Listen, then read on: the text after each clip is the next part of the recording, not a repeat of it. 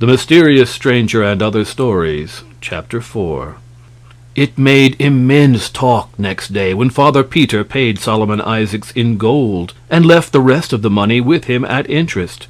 Also, there was a pleasant change. Many people called at the house to congratulate him, and a number of cool old friends became kind and friendly again. And to top all, Margaret was invited to a party.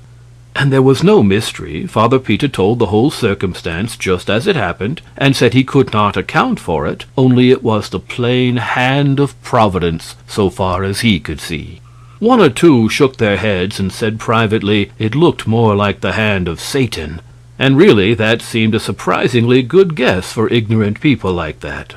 Some came slyly buzzing around, and tried to coax us boys to come out and tell the truth, and promised they wouldn't ever tell, but only wanted to know for their own satisfaction, because the whole thing was so curious. They even wanted to buy the secret and pay money for it, and if we could have invented something that would answer, but we couldn't. We hadn't the ingenuity, so we had to let the chance go by, and it was a pity. We carried that secret around without any trouble, but the other one, the big one, the splendid one, burned the very vitals of us. It was so hot to get out, and we so hot to let it out and astonish people with it. But we had to keep it in. In fact, it kept itself in. Satan said it would, and it did. We went off every day and got to ourselves in the woods so that we could talk about Satan, and really that was the only subject we thought of or cared anything about. And day and night we watched for him and hoped he would come, and we got more and more impatient all the time. We hadn't any interest in the other boys any more, and wouldn't take part in their games and enterprises. They seemed so tame after Satan, and their doings so trifling and commonplace after his adventures in antiquity and the constellations, and his miracles and meltings and explosions and all that. During the first day we were in a state of anxiety on account of one thing, and we kept going to Father Peter's house on one pretext or another to keep track of it. That was the gold coin. We were afraid it would crumble and turn to dust like fairy money. If it did, but it didn't. At the end of the day no complaint had been made about it, so after that we were satisfied that it was real gold, and dropped the anxiety out of our minds. There was a question which we wanted to ask Father Peter, and finally we went there the second evening a little diffidently after drawing straws, and I asked it as casually as I could, though it did not sound as casual as I wanted, because I didn't know how. What is the moral sense, sir? He looked down, surprised, over his great spectacles, and said, "Why, it is the faculty which enables us to distinguish good from evil."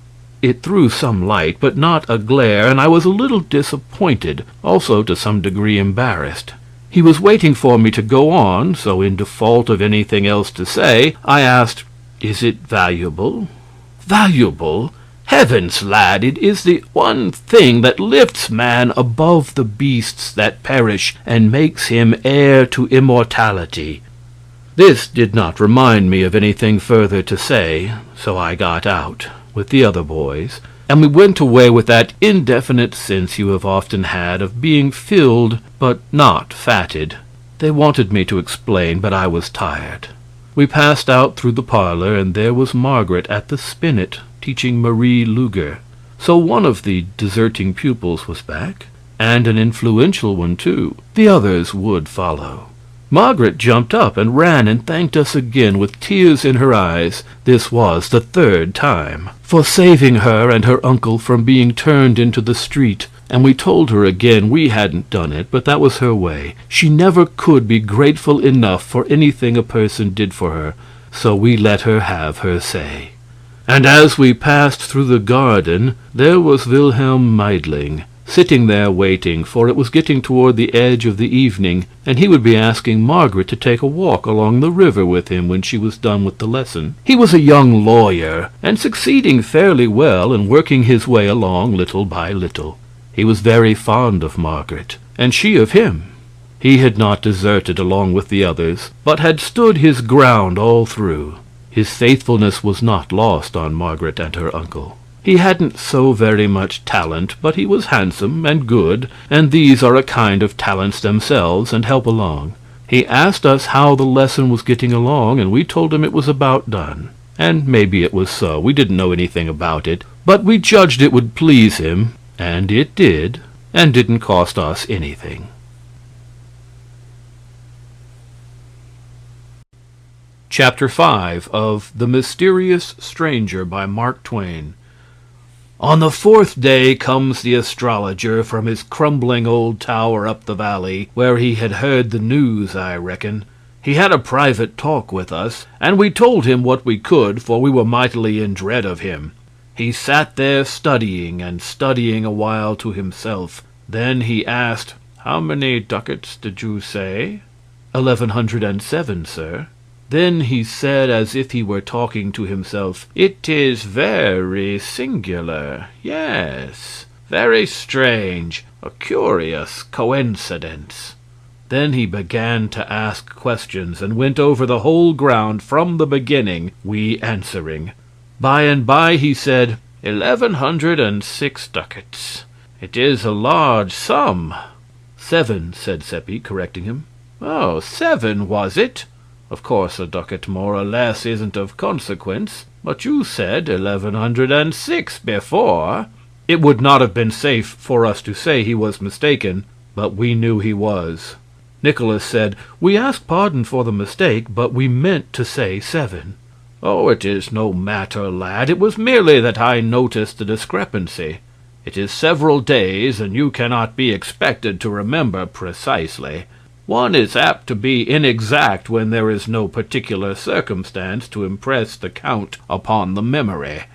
"But there was one, sir," said Seppi eagerly. "What was it, my son?" asked the astrologer indifferently. "First we all counted the piles of coin, each in turn, and all made it the same, 1106. But I had slipped one out for fun when the count began, and now I slipped it back and said, 'I think there is a mistake. There are 1107. Let us count again.' We did, and of course I was right. They were astonished. Then I told you how it came about." The astrologer asked us if this was so, and we said it was. "That settles it," he said. "I know the thief now. Lads, the money was stolen." Then he went away, leaving us very much troubled and wondering what he could mean.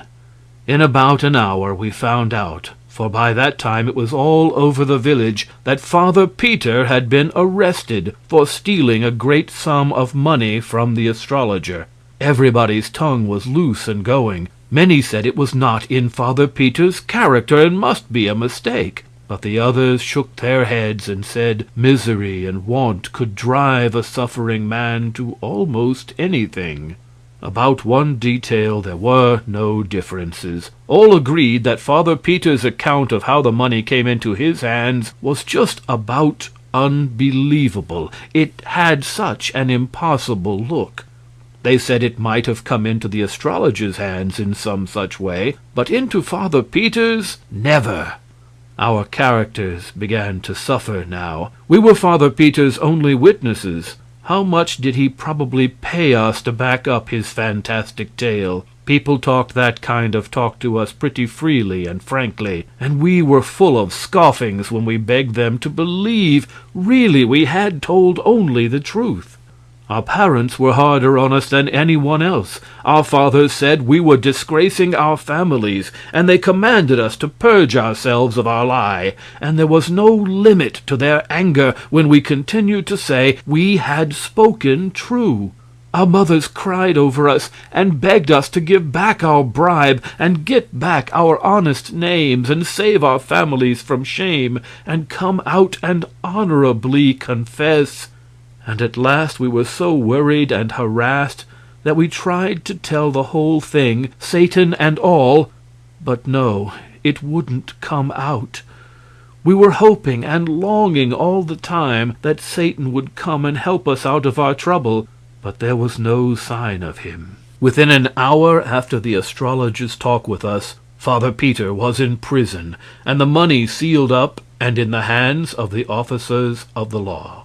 The money was in a bag, and Solomon Isaacs said he had not touched it since he had counted it. His oath was taken that it was the same money, and that the amount was 1,107 ducats.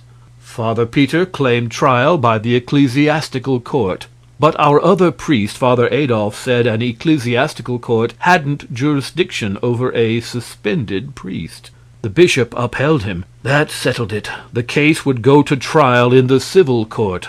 The court would not sit for some time to come. Wilhelm Meidling would be Father Peter's lawyer, and do the best he could, of course, but he told us privately that a weak case on his side, and all the power and prejudice on the other, made the outlook bad. So Margaret's new happiness died a quick death. No friends came to condole with her, and none were expected. An unsigned note withdrew her invitation to the party.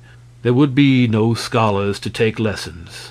How could she support herself? She could remain in the house, for the mortgage was paid off, though the government and not poor Solomon Isaacs had the mortgage money in its grip for the present. Old Ursula, who was cook, chambermaid, housekeeper, laundress, and everything else for Father Peter, and had been Margaret's nurse in earlier years, said God would provide. But she said that from habit, for she was a good Christian. She meant to help in the providing, to make sure if she could find a way.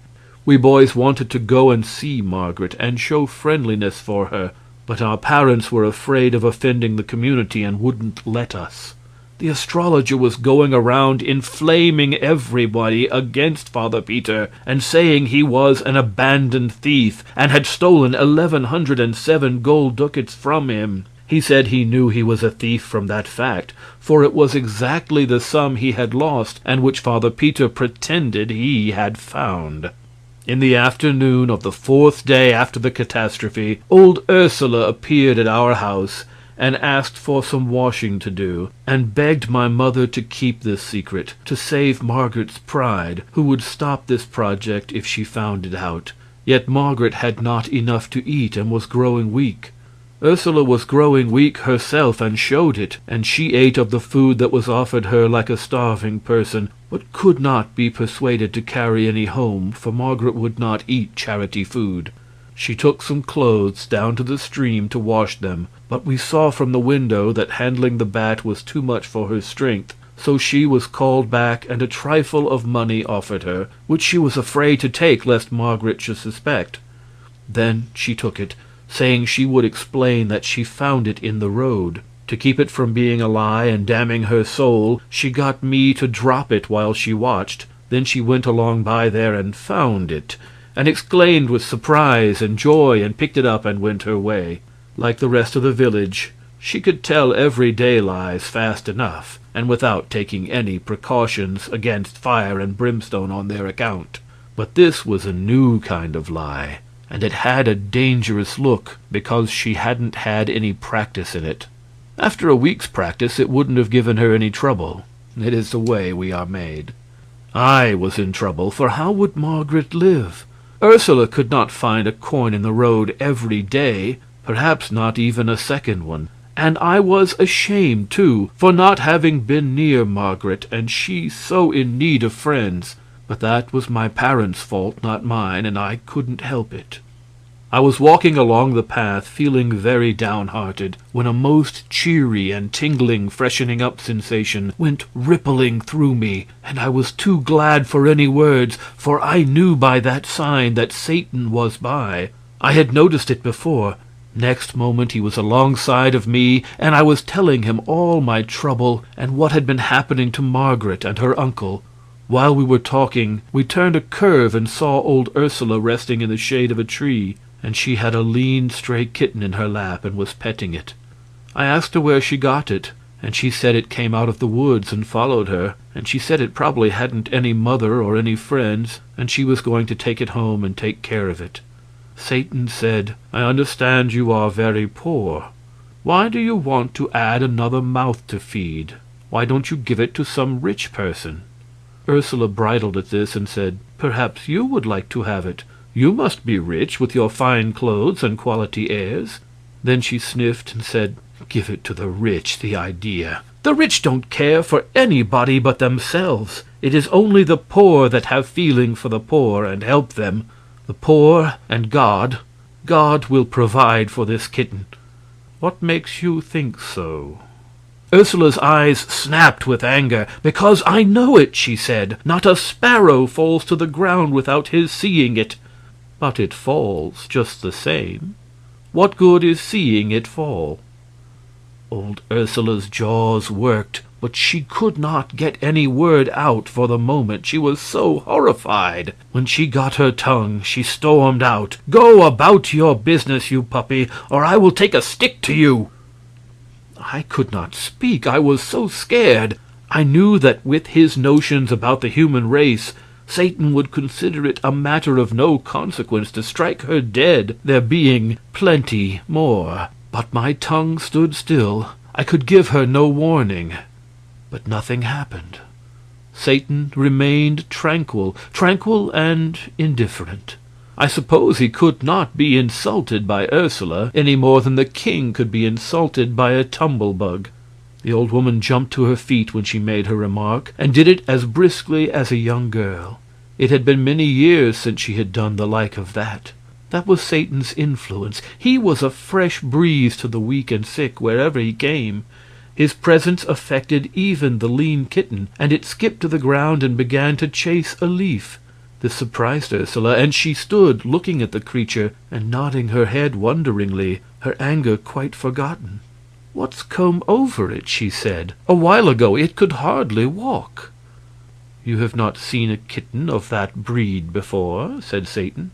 Ursula was not proposing to be friendly with the mocking stranger, and she gave him an ungentle look and retorted, "Who asked you to come here and pester me, I'd like to know? And what do you know about what I've seen and what I haven't seen?" "You haven't seen a kitten with the hair spines on its tongue pointing to the front, have you?" "No, nor you either." "Well, examine this one and see." Ursula was becoming pretty spry, but the kitten was spryer, and she could not catch it and had to give it up. Then Satan said, "Give it a name, and maybe it will come." Ursula tried several names, but the kitten was not interested. "Call it Agnes. Try that." The creature answered to the name and came. Ursula examined its tongue. "Upon my word, it's true," she said. "I have not seen this kind of a cat before. Is it yours?" "No." "Then how did you know its name so pat?" "Because all cats of that breed are named Agnes. They will not answer to any other."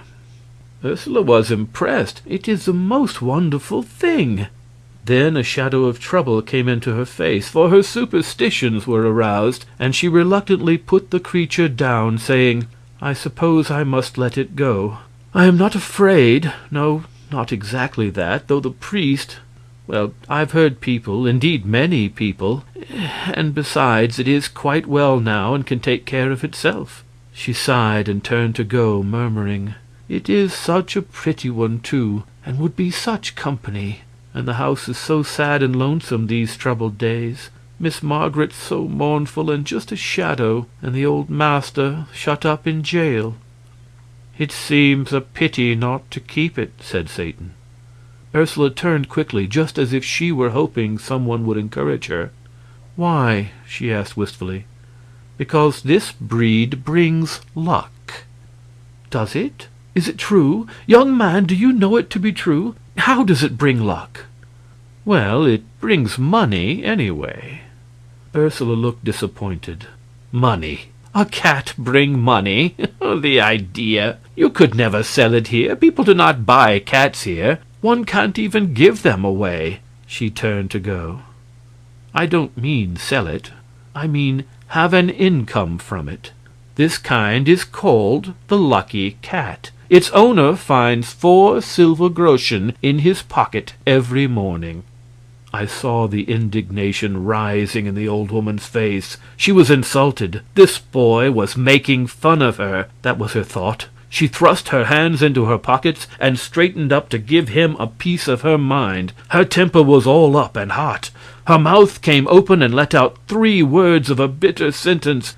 Then it fell silent, and the anger in her face turned to surprise, or wonder, or fear, or something, and she slowly brought out her hands from her pockets and opened them and held them so.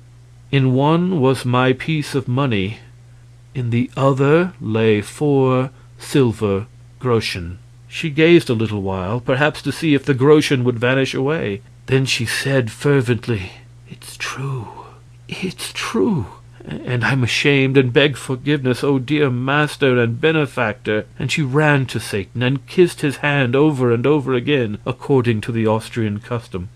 In her heart she probably believed it was a witch-cat and an agent of the devil. But no matter, it was all the more certain to be able to keep its contract and furnish a daily good living for the family, for in matters of finance, even the piousest of our peasants would have more confidence in an arrangement with the devil than with an archangel. Ursula started homeward with Agnes in her arms, and I said I wished I had her privilege of seeing Margaret. Then I caught my breath, for we were there in the parlor, and Margaret standing looking at us astonished. She was feeble and pale, but I knew that those conditions would not last in Satan's atmosphere, and it turned out so. I introduced Satan, that is, Philip Traum, and we sat down and talked. There was no constraint. We were simple folk in our village, and when a stranger was a pleasant person we were soon friends. Margaret wondered how we got in without her hearing us. Traum said the door was open, and we walked in and waited until she would turn around and greet us. This was not true. No door was open. We entered through the walls or the roof or down the chimney or somehow, but no matter what Satan wished a person to believe, the person was sure to believe, and so Margaret was quite satisfied with that explanation. And then the main part of her mind was on Traum anyway. She couldn't keep her eyes off him. He was so beautiful. That gratified me and made me proud. I hoped he would show off some, but he didn't. He seemed only interested in being friendly and telling lies. He said he was an orphan. That made Margaret pity him. The water came into her eyes. He said he had never known his mamma. She passed away while he was a young thing, and said his papa was in shattered health and had no property to speak of, in fact none of any earthly value. But he had an uncle in business down in the tropics, and he was very well off and had a monopoly, and it was from this uncle that he drew his support. The very mention of a kind uncle was enough to remind Margaret of her own, and her eyes filled again. She said she hoped their 2 uncles would meet some day. It made me shudder. Philip said he hoped so too, and that made me shudder again. "Maybe they will," said Margaret. "Does your uncle travel much?" "Oh, yes. He goes all about. He has business everywhere." And so they went on chatting, and poor Margaret forgot her sorrow for one little while anyway. It was probably the only really bright and cheery hour she had known lately. I saw she liked Philip, and I knew she would. And when he told her he was studying for the ministry, I could see that she liked him better than ever. And then, when he promised to get her admitted to the jail so that she could see her uncle, that was the capstone. He said he would give the guards a little present, and she must always go in the evening after dark and say nothing, but just show this paper and pass in, and show it again when you come out. And he scribbled some queer marks on the paper and gave it to her, and she was ever so thankful, and right away was in a fever for the sun to go down, for in that old cruel time prisoners were not allowed to see their friends, and sometimes they spent years in the jails without ever seeing a friendly face. I judged that the marks on the paper were an enchantment, and that the guards would not know what they were doing nor have any memory of it afterward, and that was indeed the way of it. Ursula put her head in at the door now and said, "Supper's ready, miss." Then she saw us and looked frightened, and motioned me to come to her, which I did, and she asked if we had told about the cat. I said no, and she was relieved and said, "Please don't, for if Miss Margaret knew, she would think it was an unholy cat, and would send for a priest and have its gifts all purified out of it, and then there wouldn't be any more dividends." So I said we wouldn't tell, and she was satisfied. Then I was beginning to say goodbye to Margaret, but Satan interrupted and said ever so politely, well, I don't remember just the words, but anyway, he as good as invited himself to supper, and me too. Of course, Margaret was miserably embarrassed, for she had no reason to suppose there would be half enough for a sick bird. Ursula heard him, and she came straight into the room, not a bit pleased. At first she was astonished to see Margaret looking so fresh and rosy, and said so. Then she spoke up in her native tongue, which was Bohemian, and said, as I learned afterward, "Send him away, Miss Margaret, there's not victuals enough." Before Margaret could speak, Satan had the word and was talking back to Ursula in her own language, which was a surprise to her, and for her mistress, too. He said, "Didn't I see you down the road a while ago?" "Yes, sir." "Ah, that pleases me. I see you remember me." He stepped to her and whispered, "I told you it is a lucky cat. Don't be troubled. It will provide." That sponged the slate of Ursula's feelings clean of its anxieties, and a deep financial joy shone in her eyes. The cat's value was augmenting. It was getting full time for Margaret to take some sort of notice of Satan's invitation, and she did it in the best way, the honest way that was natural to her. She said she had little to offer, but that we were welcome if we would share it with her. We had supper in the kitchen, and Ursula waited at table. A small fish was in the frying pan, crisp and brown and tempting, and one could see that Margaret was not expecting such respectable food as this.